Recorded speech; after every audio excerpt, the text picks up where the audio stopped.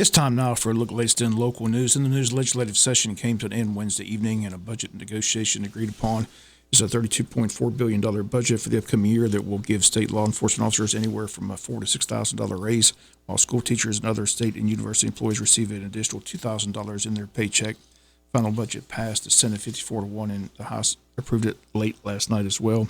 Senate Appropriations Chairman Blake Tillery says the budget was written with the knowledge that the state could face an economic slowdown later this year.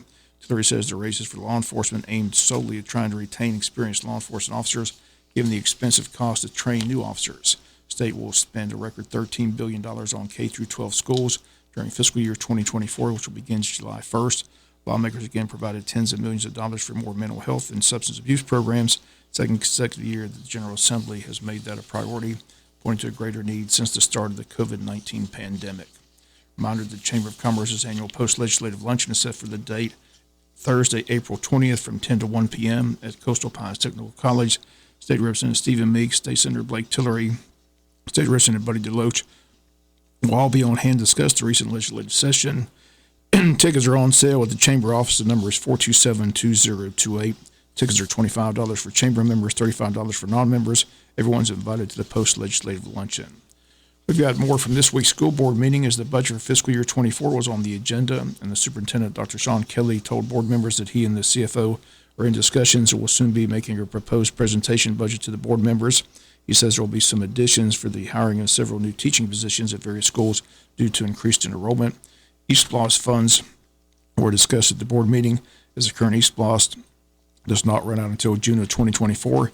New East Bloss kicks in July 1st of 2024. Again, recently passed. Again, board member Todd Wise at the meeting asked the school superintendent for clarification of what the money is being used for. Also, on this money that is in the East Bloss and what we have right now, would this be enough to finish up the projects that are already in play, such as finishing up the little small stuff on our track that we have invested a lot of money in? Is this set forth for everything, or is this just set forth for the one or two projects you have in play right now? So the track is pretty much done. We punched it out, and everything for the track is pretty much done.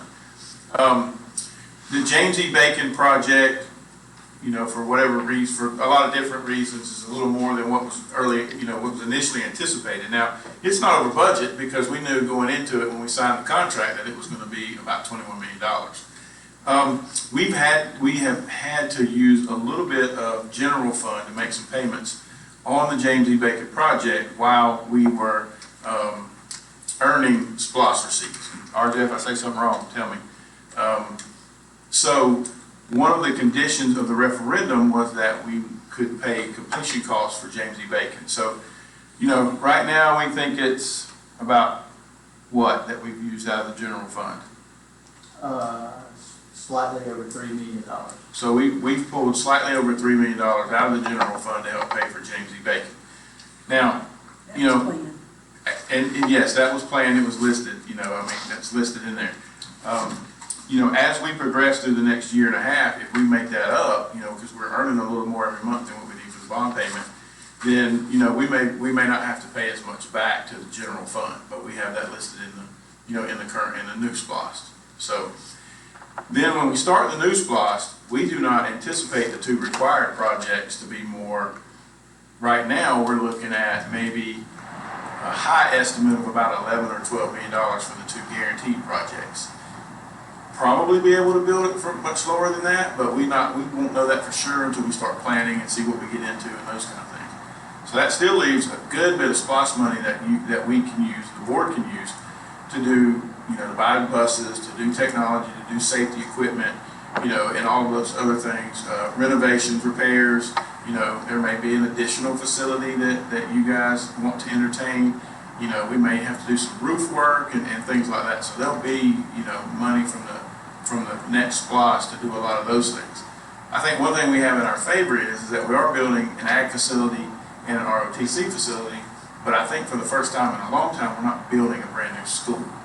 And so we don't have that one huge ticket item that's going to take up 80% of the SPLOST going on right now. So I think the board will be able to entertain some really innovative things, over the next 5 or 6 years.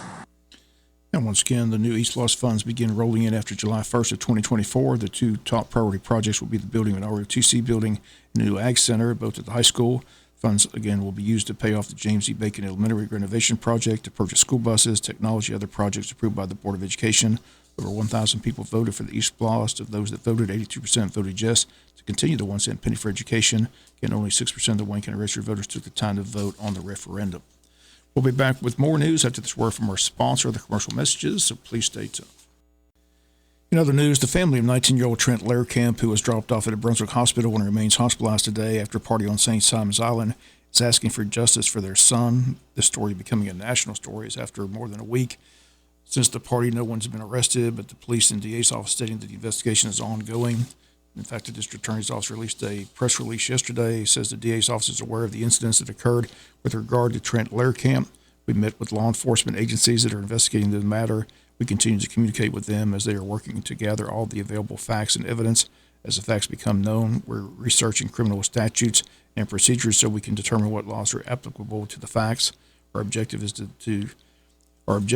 discovery of the truth and the proper application of the law to those facts. This requires a thorough and complete investigation by law enforcement that does not merely rely upon what is posted on social media. This takes time. As the investigation proceeds, the DA's office will continue to confer with law enforcement to monitor the status of the investigation and provide legal advice.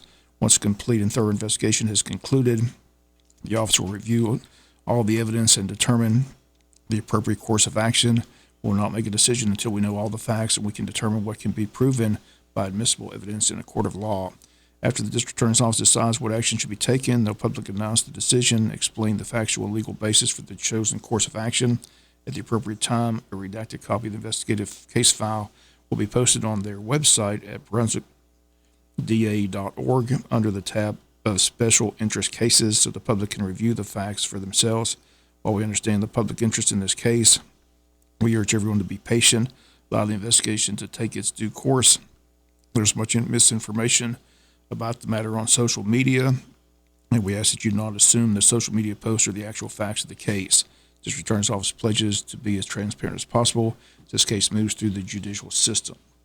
Once again, this party took place a week ago. 19-year-old Trent Lehrkamp was taped to a chair, was covered with spray paint and urine. When dropped off to the hospital, he was barely breathing.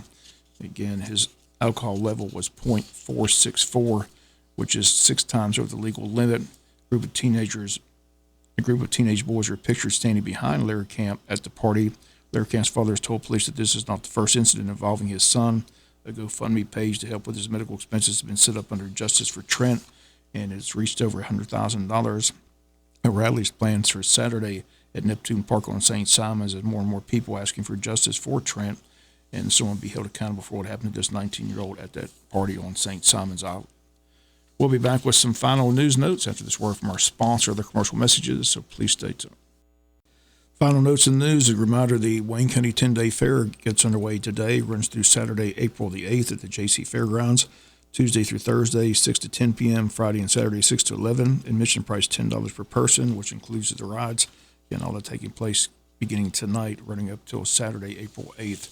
This Saturday, April 1st at the Wayne County Farmers Market, barbecue and blues, live music, a silent auction, 50-50 raffle, good barbecue, beer and wine also available. Candy Harris joins us this morning on the Butch and Bob Show with all the details about the big event this Saturday at the Wayne County Farmers Market in barbecue and blues. And a reminder, the Altamont River Run has been postponed once again. They pushed it back until April 15th. Again, they state the river's rising again. It needs to be at or below 9 feet for the event to take place, but once again, it's been postponed for this Saturday, set for next Saturday, April the 15th. And the 6th annual Appling County Law Enforcement First Responder Expo is set for April 5th in Appling County at the Ag Center from 10 to 3. Lunch compliments at the Appling County Sheriff's Office. And tomorrow morning on the Butch and Bob Show, Appling County Sheriff Mark Melton joins us to discuss the event taking place on April 5th in Appling County. That's going to do it for latest in local news. Sports comes your way in a few minutes. Bob Morgan, have a great day.